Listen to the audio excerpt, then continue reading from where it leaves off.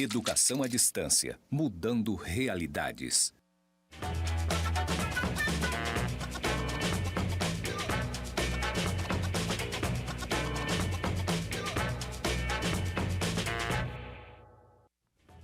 Realmente essa música é muito boa, adoro essa vinheta. Mua! Aplausos para estúdio. Saudações, pessoas! Eu sou a professora Anabela Barbosa e juntos estamos na jornada de metodologia dos trabalhos acadêmicos e científicos do curso de Pedagogia do Instituto Federal de Educação, Ciência e Tecnologia de Rondônia, o IFRO. É sempre uma alegria poder fazer parte da sua história e ter você construindo a nossa história. Bom, nesse episódio, a tecnologia e inovação. Será que a gente sempre precisa inovar? O que é inovar? O que é tecnologia?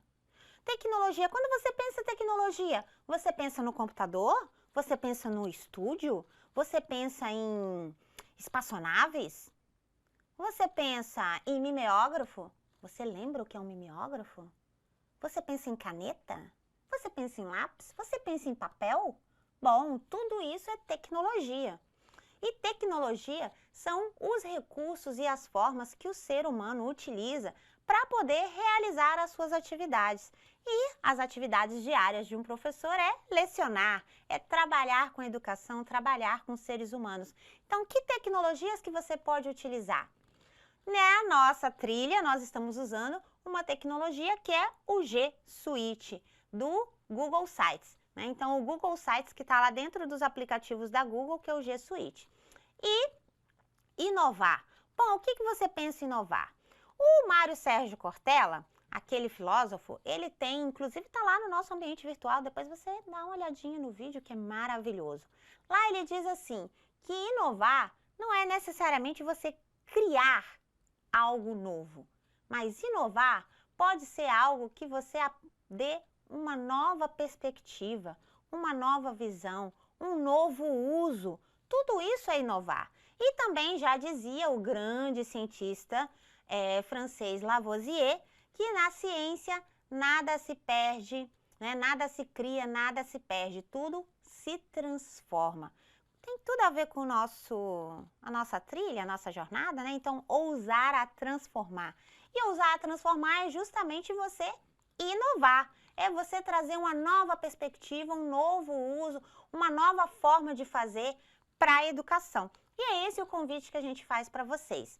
Bom, de modo geral, estamos aqui em metodologia dos trabalhos acadêmicos científicos e uma das coisas que nós temos e uma das coisas que nós fazemos nessa perspectiva é inovar. E aí, para inovar, nós vamos acompanhar aqui a edição lá no nosso Google Sites. Lá no Google Sites, então vamos acompanhar aqui a edição lá no Google Sites, tá? Lá no Google Sites, o que a gente tem? A gente tem aqui que acreditar que é possível fazer diferente significa que é inovar, significa que é transformar a realidade. Então, o que nós estamos propondo aqui é que vocês pensem a partir da história de vida de um professor, a partir da realização de uma entrevista, pensar, por exemplo, uma produção de conhecimento científico em um portfólio eletrônico, gerar esse conhecimento e transformar ele em literatura. Isso será que é inovar? Inovar tem tantas possibilidades, não é verdade?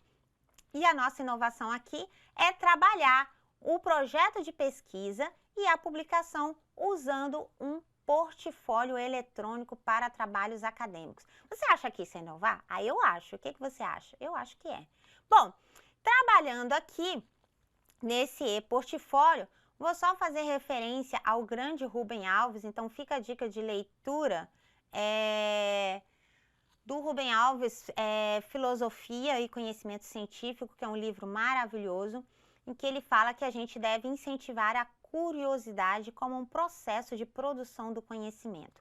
Bom, nós já trabalhamos aqui em outros episódios a edição do site, que é mudar a imagem, colocar o nome, editar um texto, inserir aqui um texto que é caixa de texto. Quando você estiver aqui nos blocos, você inserir os layouts, Além dos layouts, você pode colocar imagens de fundo e editar usando essa paleta aqui na lateral, né, que são as cores da seção.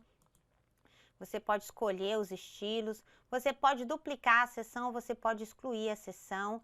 A gente já trabalhou na ideia aqui de inserir fazendo incorporação, então o vídeo ou a imagem, se ela for animada, vai tocar diretamente aqui, não vai te remeter para outro ambiente. E também a incorporação por meio de link, que aí você clica e abre numa outra janela. A última etapa, digamos, né, uma das últimas etapas, não que seja a última necessariamente, vamos acrescentar aqui, ó, depois da discussão, você vem para as considerações finais no seu trabalho científico. As considerações finais, e a gente vai fazer para recapitular aqui, é quando de fato você traz aqui, aliás, na discussão é quando de fato você questiona ou apresenta algo inovador. Então, ou é a perspectiva como você está analisando aquele conteúdo, ou é o fato que você está apresentando, ou é o uso de um determinado recurso. Então, por exemplo, se você for usar o WhatsApp como um ambiente virtual de aprendizagem, é uma inovação? Pode ser. Se você for usar um dispositivo de podcast para gravar aulas de matemática, né, e disponibilizar para os seus alunos. Pode ser uma inovação? Pode ser uma inovação. Então, na discussão é onde você apresenta esse elemento inovador, né, que pode ser o uso dessa tecnologia, mas não necessariamente é tecnologia. E aí, depois da discussão, você vem para as considerações finais. As considerações finais, você vai trabalhar o quê? Você vai trabalhar os pontos, né, como se fosse um resumo das ideias que você discutiu aqui. Então, só para recapitular, você pode mudar aqui as cores da seção, ó, se você quiser colocar o que já está previsto no estilo, ou se você quiser colocar uma imagem, então aí você seleciona uma imagem, a opção aqui é para fazer da galeria da Google, ó. E aí, lógico, né, como a gente colocou um branco aqui, a gente vai ter que editar aqui o nosso texto, você clica sobre o texto e aí você faz uma edição. Lembrando aqui, ó, capítulos são sempre em tamanho da fonte 14. Eu vou colocar aqui em negrito e aí você faz a edição das considerações finais. Se você não quiser isso, você vem aqui e exclui. Bom, e considerações finais vão trabalhar nessa perspectiva de que as considerações finais é um resumo do que você pode fazer, tá? Nas considerações finais, a recomendação que está lá no nosso site é que você inclua um Geniali usando a incorporação, como a gente fez aqui no vídeo, tá? E além disso, você vai colocar um último elemento, que eu vou colocar aqui como caixa de texto, que são as referências. Mas referências não tem nada a ver com inovação, professora. Bom, referências não tem nada a ver com inovação, mas toda inovação, como disse Lavoisier, vem de algo que já existia. Então, as referências é aquele trabalho que é necessário para você, acompanha aqui comigo, que é necessário para você dar crédito, e isso também é uma questão de ética, dar crédito a todos que pesquisaram sobre aquele assunto antes de você.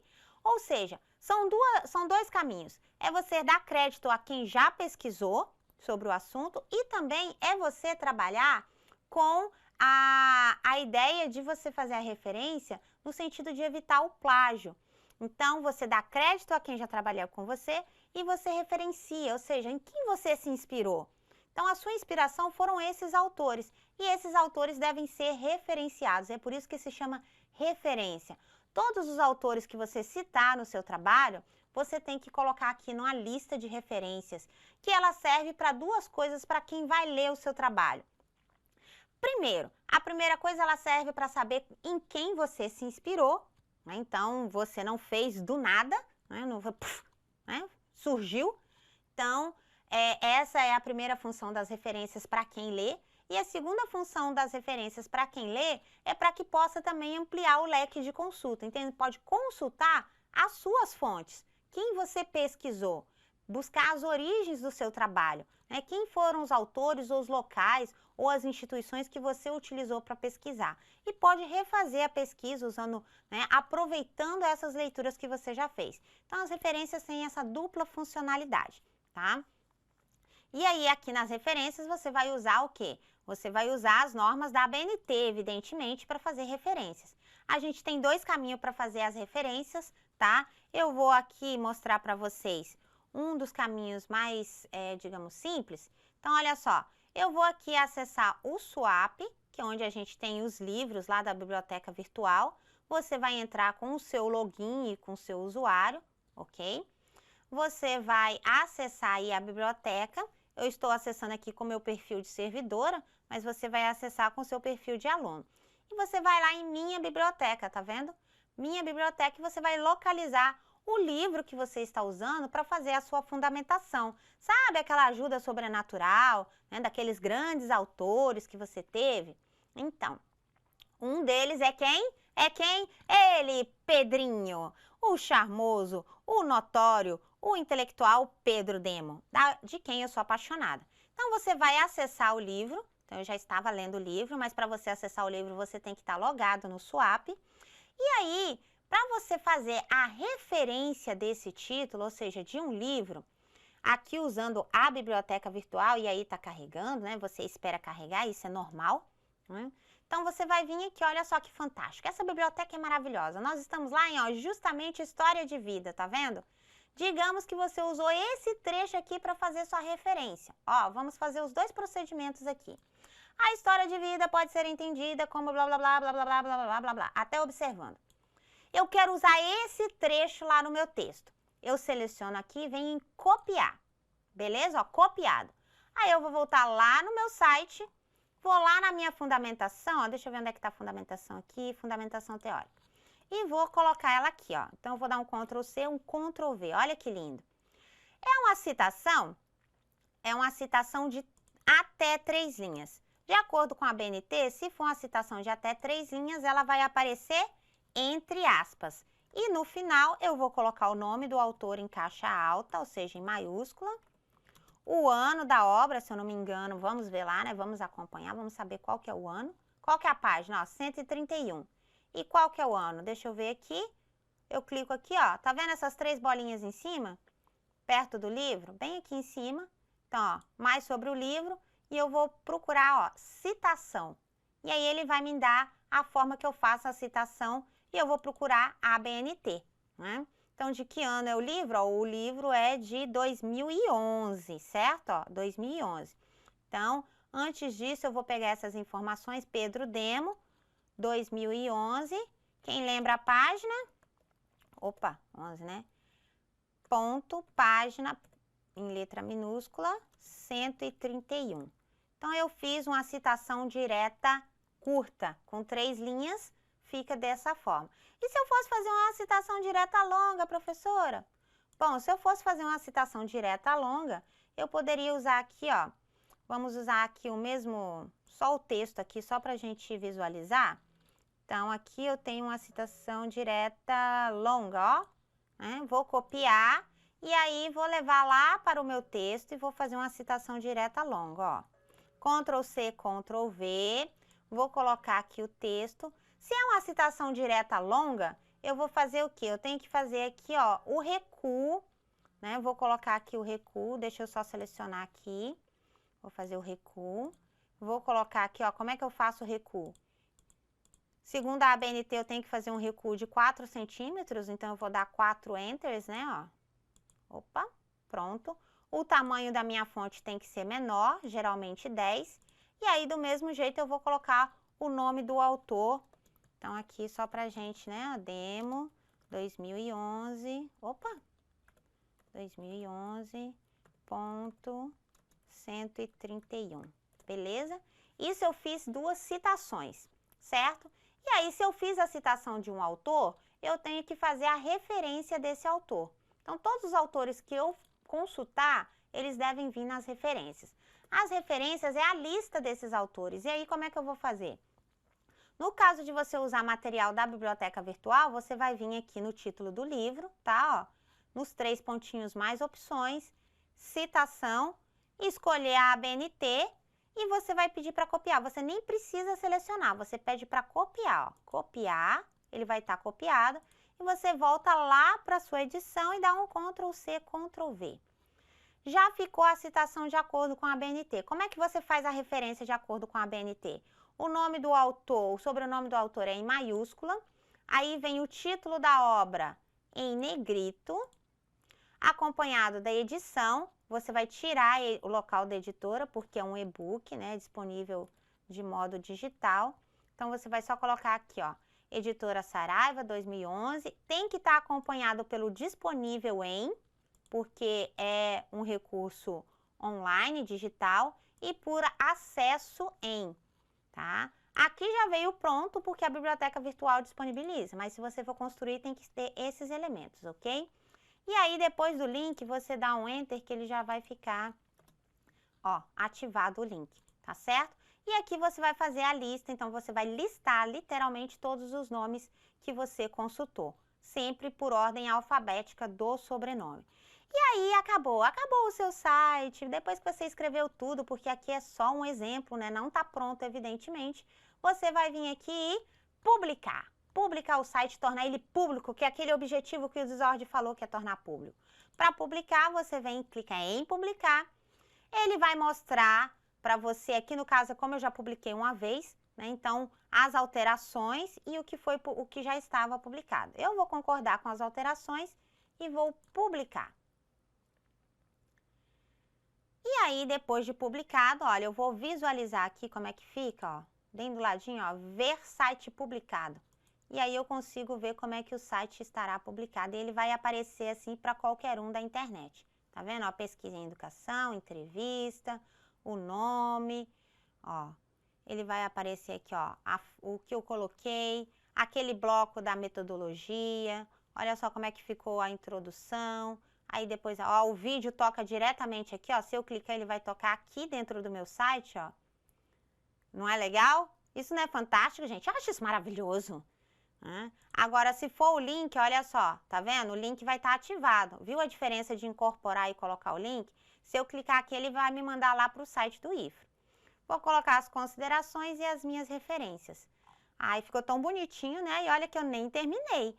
No final, o seu site vai ficar assim e estará publicado. Ela, sua obra-prima, ou a sua publicação, que é o seu site, né? E assim que é a ideia geral que vai ficar o seu trabalho final, especialmente aqui da jornada de metodologia dos trabalhos acadêmicos e científicos.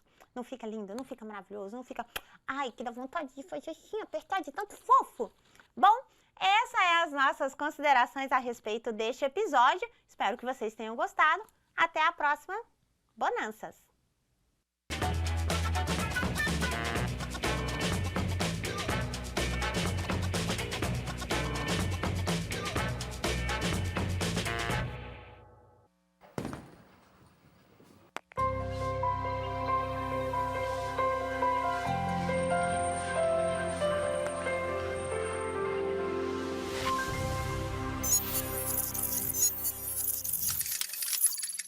Educação à distância, mudando realidades.